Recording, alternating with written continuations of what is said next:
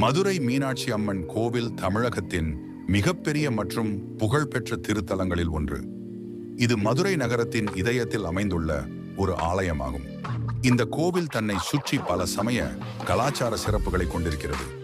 இக்கோவிலை பற்றிய வரலாறு, கட்டுமானம், கலைப்பாணி மற்றும் அதனுடன் தொடர்புடைய மதங்களின் வரலாற்று விளக்கங்கள் இங்கே இடம்பெறும்.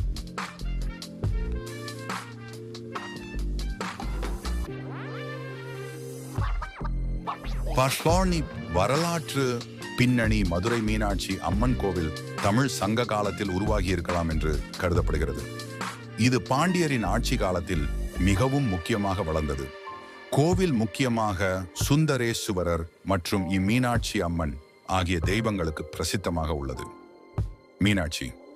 மீனாட்சி அம்மன் பார்வதி தேவியின் அவதாரம் என கருதப்படுகிறார். சுந்தரேசுவரர் சிவபெருமானின் அவதாரம். தமது மகளான மீனாட்சி மற்றும் சுந்தரேசுவரரின் திருமணத்தை மையமாக கொண்டு மதுரைக்கு ஒரு ஆன்மீக மையமாக உருவாக்கப்பட்டது. கோவில் கட்டுமானம். மீனாட்சி அம்மன் கோவில் 6 ஏக்கர் பரப்பளவில் கட்டப்பட்டுள்ளது. இக்கோவில் உலக புகழ் பெற்ற 1000 கால் மண்டபம், வேறு பொங்காச்சி குளம், மிக உயரமான கோபுரங்கள் ஆகியவற்றால் பிரசித்தமானது.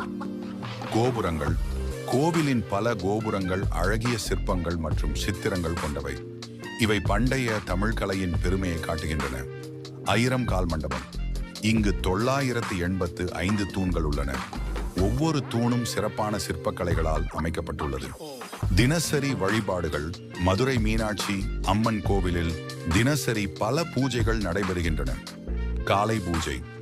உதயத்தில் அம்மனை வழிபடும் சிறப்பு. சந்தனக்காப்பு சேவை. இது மிகவும் பிரசித்தமானது. மகா சிவராத்திரி மற்றும் திருக்கல்யாணம். கோவிலின் முக்கிய திருவிழாக்கள். மீனாட்சி திருக்கல்யாணம் மற்றும் சித்திரை திருவிழா கோவிலின் முக்கியமான திருவிழாக்கள். இதில் லட்சக்கணக்கான பக்தர்கள் கலந்து கொள்கின்றனர். பொருளாதார மற்றும் கலாச்சார முக்கியத்துவம். மீனாட்சி அம்மன் கோவில் மதுரையின் பொருளாதார வளர்ச்சிக்கும் ஒரு முக்கிய பங்காற்றுகிறது. இந்தியாவில் மட்டுமல்லாமல் உலகெங்கிலும் இருந்து வரும் பக்தர்களால் இது ஒரு முக்கிய சுற்றுலா தலமாக உள்ளது.